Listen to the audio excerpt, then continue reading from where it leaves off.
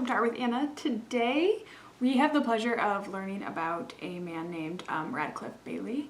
He is an artist that was born in the 60s. He's still living today. He lives in Atlanta, Georgia, but he is originally from New Jersey. So that is a very brief background about him, and we'll talk about him more, but first let's talk about the supplies we'll need. We will need a white sheet of paper, a few sheets of colored construction paper, scissors, watercolors, crayons, acrylic paint, and a paintbrush, plus glue. Alright, so an additional supply that we'll need are just a printout of some African sculptures. These are from the Museum of African Art, the National Museum of African Art, I believe, in Washington, D.C. So you can Google that and find some images and pick one that you'd like. So talking about Radcliffe, as I mentioned, he lives in Atlanta, but he is from New Jersey. A big influence of his life is the fact that on his father's side, they were very involved in the Underground Railroad. So that's how his family got north to New Jersey. They were on their way to Canada. So that's a really cool aspect of history from him. And a lot of his art deals with his kind of time searching about and learning more about family and his DNA. He talks a lot about DNA and just history. So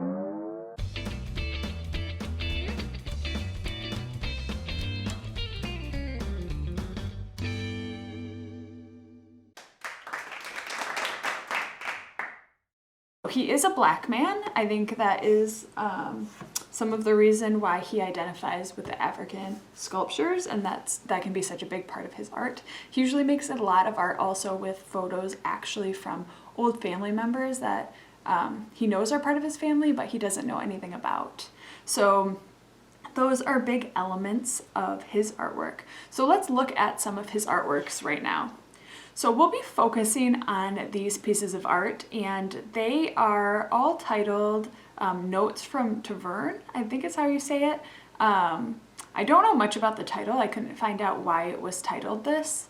Tavern, if I'm saying it correctly, is I think, province of Belgium. So I don't know what that has to do with this art, but those are the titles, and as you can see, they are multimedia pieces, and they have a lot going on. They have a lot of layers of color and different applications of color, and then also obviously these pictures of sculptures. So Radcliffe was actually trained as a sculptor in art school. But he considers himself just an artist. He makes lots of different types of art.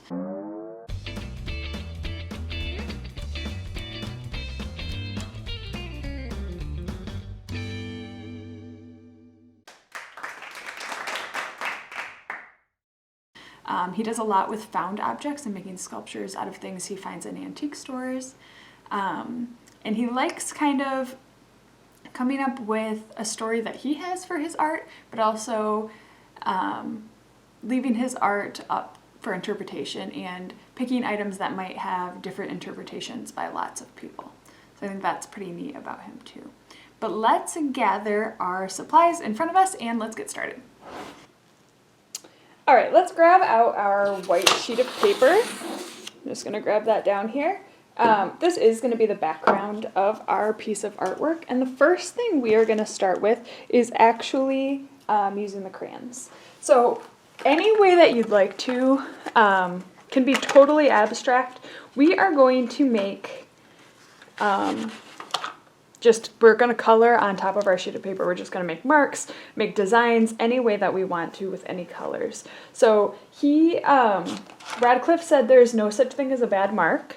Like, you cannot mess up. There's no such thing as a bad mark, and that there is only perfection and imperfection. So he kind of believed in the fact that perfect doesn't exist. When you make imperfect things, that's what exists. So we are making a layer of just crayon drawing. Something that Radcliffe Bailey also talks about is his kind of 7 layers rule. So he said that when he was in art school, he kind of made a rule for himself that he could only put 7 layers of either physical artwork, like we are with the crayon, or thought into one piece. Only 7 layers. No matter what, he'd have to stop at 7 layers. So our first layer right now is going to be these crayons.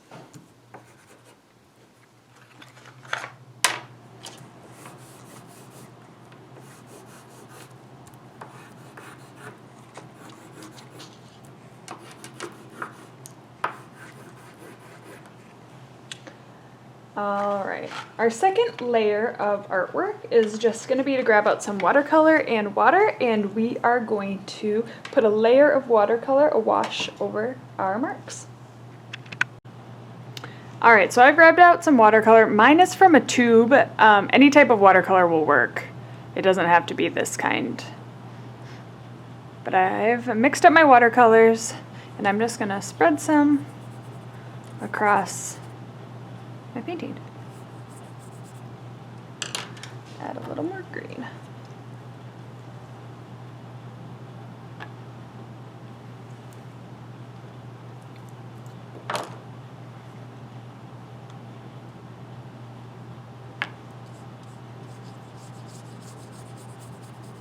The reason I've chosen watercolor is because it will not stick to the wax of the crayon, so your marks from the crayon will show through the paint of the watercolor.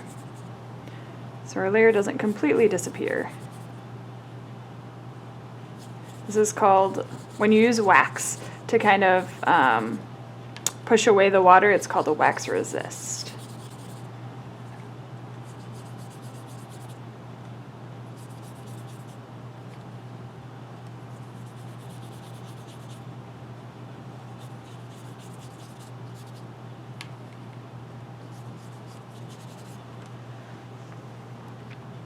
All right, so I pretty well saturated my paper in watercolor.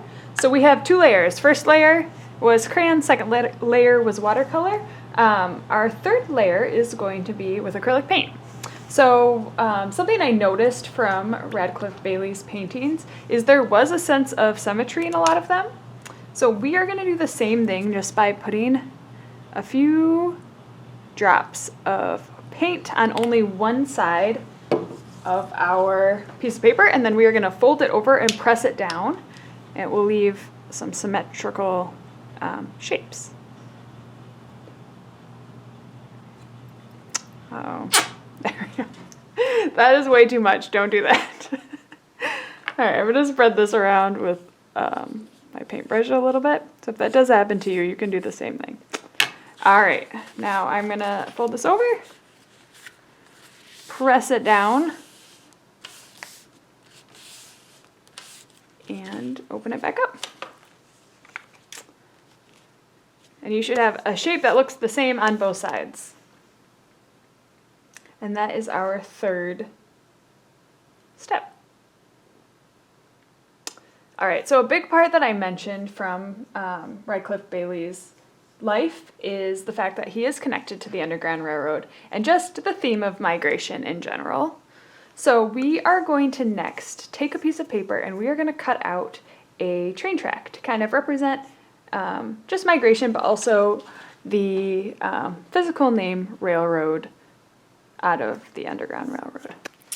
All right, to make our railroad, I'm going to cut out 2 strips out of this construction paper and then some smaller strips to kind of represent the slats that go across the railroad.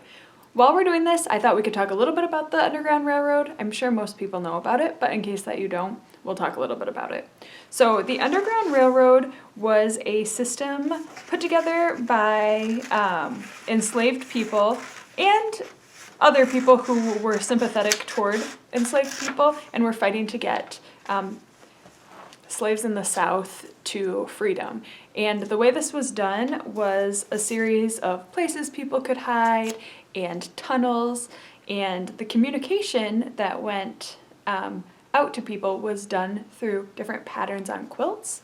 So I know one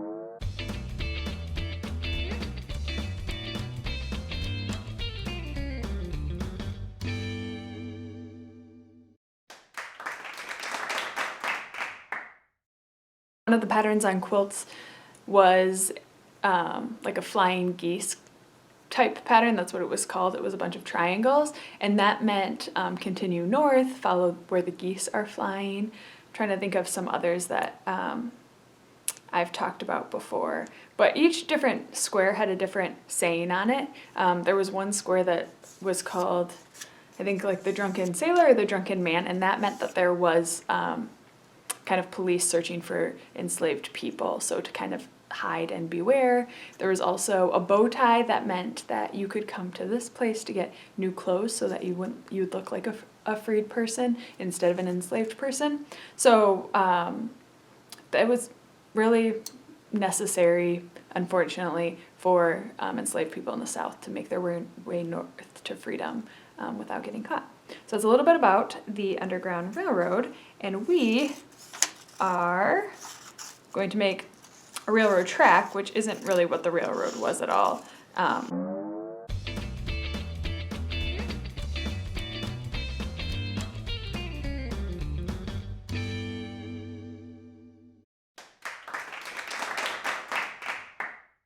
But can represent it in just the idea of moving and migration. I know in Radcliffe, in his life, he also moved from the north south. He and his family, they moved south. So it's just a different migration. So I'm cutting out these long strips, just 2 of them, of brown paper. Again, that I will put side by side like this, and then we'll cut out smaller slats that will go across. And you can glue this anywhere on your paper. All right, so I have these 2 long strips of paper that I am just gonna put across. You could glue them down. My wet paint will keep them in place too, so, but I might glue some ends if they're sticking up. And then the next step is to simply cut out some smaller pieces, and we can put some glue on those.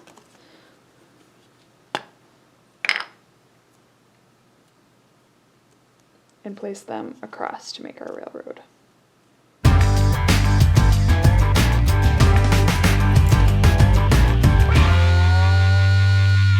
All right, so now we have a few layers. We have 4. We have our first layer, which is crayons, then watercolor, then acrylic paint, and now we have a railroad.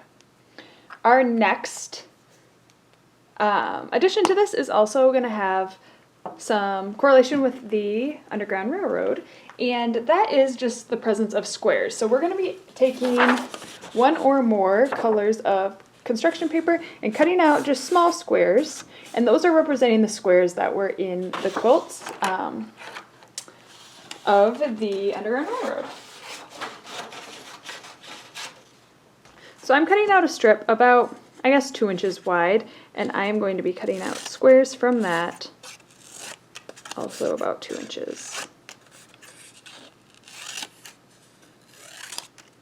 And these I am going to glue all around my piece of paper.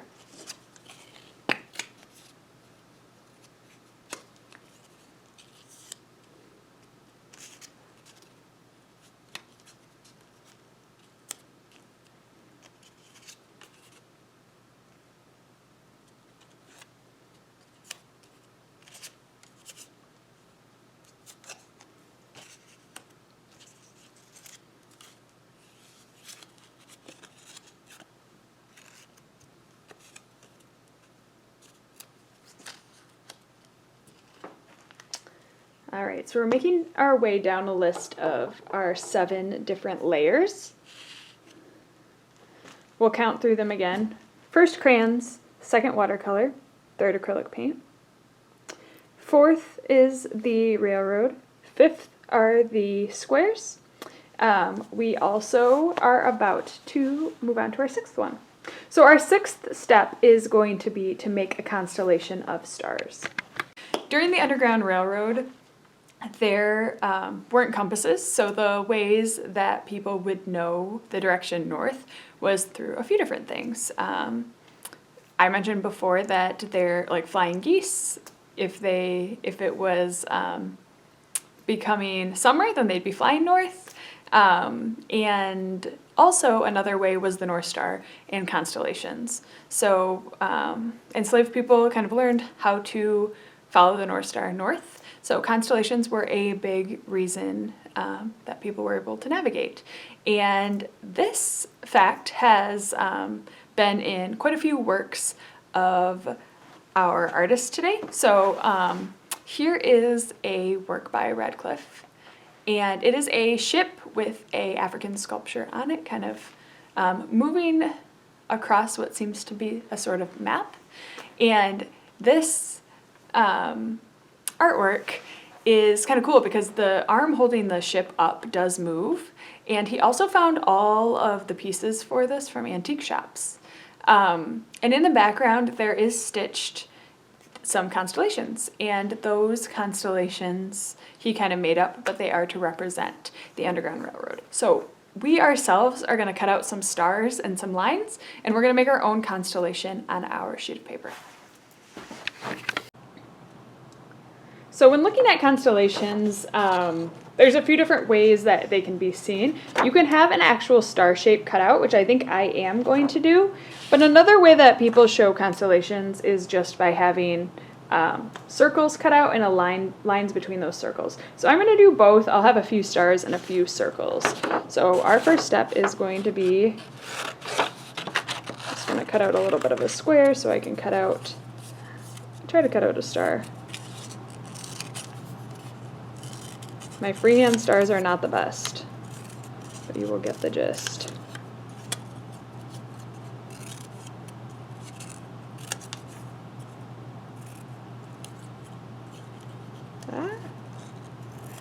All right, so I don't know if you can see, but I have a star here, and I'm going to find a spot for it on my piece of artwork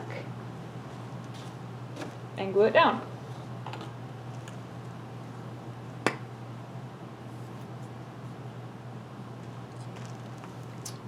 One right there.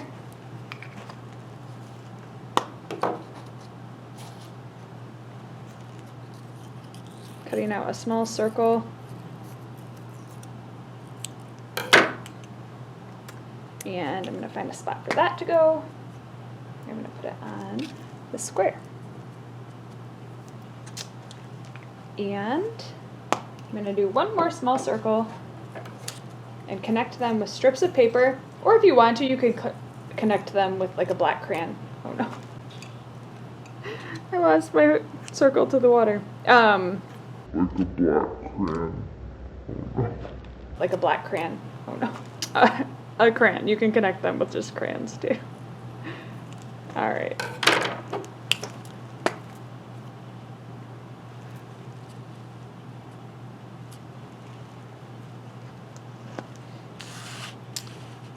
So I've got a circle here and a star here, and I'm going to connect those with strips of paper to make a constellation.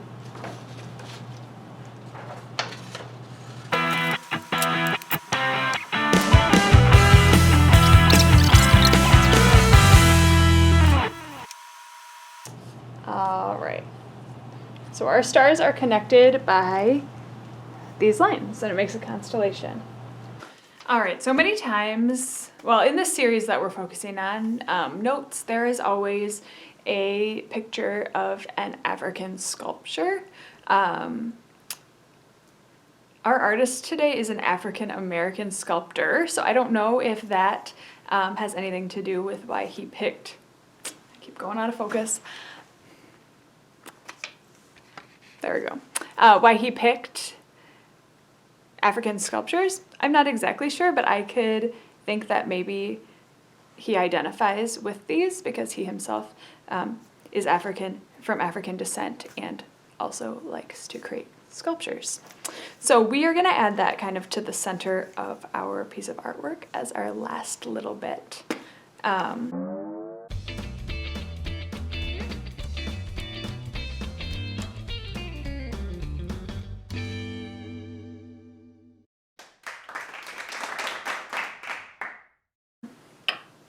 Just another note and a few things I wanted to say about our artist.